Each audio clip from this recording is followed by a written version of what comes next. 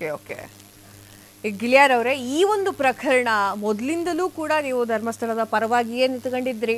ಈಗ ಹೇಳಿ ಇದು ಯಾವ ಮಟ್ಟಿಗೆ ಹೋಗಿ ನಿಲ್ಲುತ್ತೆ ಲಾಸ್ಟ್ ಕೊನೆ ಎಂಡ್ ಯಾವ್ದಿದು? ಏನಿಲ್ಲ ಈ ಬುರುಡೆ ಗ್ಯಾಂಗಿನ ಕಥೆಗಳು ಅನನ್ಯ ಭಟ್ಟು, ಸುಜಾತ ಭಟ್ಟು, ಬುರುಡೆ ಚಿನ್ನಯ್ಯನ ಕಥೆಗೆ ಅದು ಫಿನಿಶ್ ಆಗಿದೆ.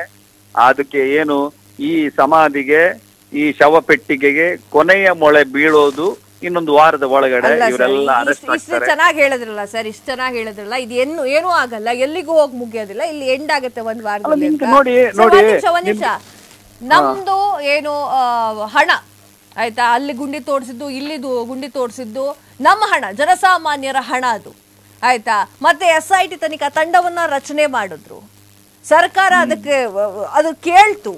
ಟೈಮ್ ವೇಸ್ಟ್ ಆಗಲ್ವಾ? ಜನಸಾಮಾನ್ಯ ಟೈಮ್ ವೇಸ್ಟ್ ಆಗಲ್ಲ. ಕೋರ್ಟ್ ಗಟ್ಲೆ ಹಣ ವೇಸ್ಟ್ ಆಗಿದೆ. ಸಾರ್ವಜನಿಕರ ತೆರಿಗೆ ಹಣ ಸರ್, ಅದು GST ತೆರಿಗೆ ಹಣ, ಅದೇ ಹಣ ಇಟ್ಕೊಂಡ್ರೆ ಯಾವ್ದೋ ಕ್ಷೇತ್ರದ ಅಭಿವೃದ್ಧಿ ಆಗ್ತಿತ್ತು ಸರ್. ಈಗ ಕ್ಷೇತ್ರದ ಅಭಿವೃದ್ಧಿ ಈಗ ಇವ್ರ ಮೇಲೆ SIT ಅದೊಂದು ಕೇಸ್ ಆಯ್ತಲ್ಲ, ಸಾರ್ವಜನಿಕ ಹಿತಾಸಕ್ತಿಯ ಮೇಲೆ SIT ಚಾರ್ಜ್ ಶೀಟ್ ಹಾಕಿದ ಮೇಲೆ ನಾನ್ ಕೇಸ್ ಮಾಡ್ತೀನಿ. ಇವರು ಸಾರ್ವಜನಿಕ ಏನು ಆಸ್ತಿ ಪಾಸ್ತಿಗಳನ್ನ ನಾಶ ಮಾಡಿದ ಪ್ರಕರಣವನ್ನೇ ಹಾಕಿ ಅವ್ರ ಮೇಲೆ ಈ ಸುಳ್ಳು ಮಾಹಿತಿಯನ್ನು ನೀಡಿದ SIT ಅವ್ರ ಮೇಲೆ ಏನು 183 ಸ್ಟೇಟ್ಮೆಂಟ್ ಮೇಲೆ ಪ್ರಕರಣ ಹಾಕಿ ಅವ್ರನ್ನ ಒಳಗ್ ಬಿಡುತ್ತೆ. ಅವರು ಜೈಲಿಗೆ ಹೋಗೋದಂತೂ ಶತ ಸಿದ್ಧ, ಅದರಲ್ಲಿ ಏನ್ ಅನುಮಾನವೂ ಬೇಡ. ನನ್ಗಂತೂ ಅನುಮಾನ ಇಲ್ಲ. ಯಾಕಂದ್ರೆ ಪಾರದರ್ಶಕವಾಗಿ SIT ತನಿಖೆ ಮಾಡಿದೆ ಅಂತ ಆದ್ರೆ ಖಂಡಿತ ಅವರೆಲ್ಲ ಒಳಗೆ ಹೋಗ್ತಾರೆ, ಎಲ್ಲ ಕಂಬಿ ಹಿಂದೆ ಸೇರ್ತಾರೆ. 2 ವರ್ಷ ಜಾಮೀನ್ ಸಿಗಲ್ಲ ಅವ್ರಿಗೆ, ನೋಡಿ ಬೇಕಿದ್ರೆ 2 ವರ್ಷ ಜೈಲ್ ಒಳಗಡೆ. ಗಿರೀಶ್ ಮಟ್ಟಣ್ಣ ಜೈಲಿಗೆ ಹೋದ ದಿವಸ ನಾವು ಅದನ್ನ ಕಾಯ್ತಿದ್ವಿ. ಯಾಕಂದ್ರೆ ಮಹೇಶ್ ಶೆಟ್ಟಿ ತಿಮರೋಡಿಯ ದಾರಿ ತಪ್ಪಿಸಿದ್ದೆ ಗಿರೀಶ್ ಮಟ್ಟಣ್ಣನವರು.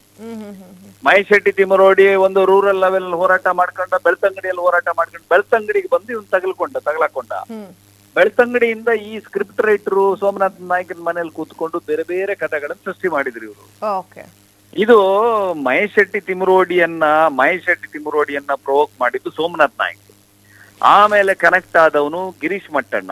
ಇಡೀ ಸೌಜನ್ಯ ಹೋರಾಟದ ದಿಕ್ಕು ತಪ್ಪಿಸಿದ್ದೇ ಗಿರೀಶ್ ಮಟ್ಟಣ್ಣ. ಅದನ್ನ ಈ ಗಿರೀಶ್ ಮಟ್ಟಣ್ಣ ಎನ್ನುವನೊಬ್ಬ ಸೈಕೋ, ಅವನೊಬ್ಬ ಕ್ರಿಮಿನಲ್. ಯಾಕಂದ್ರೆ ಮೂಲತಃ ಆತ ಬಾಂಬ್ SI ಅಂತ ಖ್ಯಾತಿ ಕೊಟ್ಟು ಬಾಂಬ್ ಬಿಟ್ಟವನು, ಶಾಸಕರ ಭವನದ ಟಾಯ್ಲೆಟ್ ನಲ್ಲಿ ಎಲ್ಲ ಬಾಂಬ್ ಬಿಟ್ಟವನು.